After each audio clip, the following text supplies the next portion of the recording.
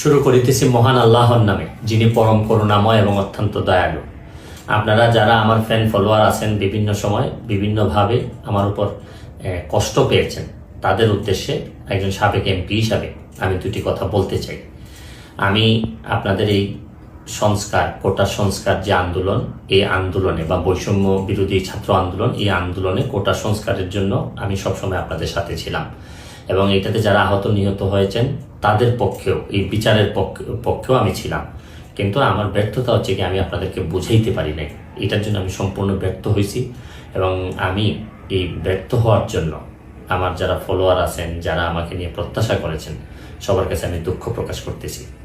আমি আপনাদেরকে আরেকটি কথা বলতে চাই।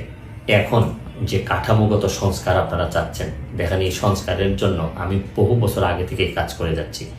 আপনারা দেখেন এই দুর্নীতির বিরুদ্ধে যুদ্ধ গত 15 বছরে আপনারা যে 2-3 জন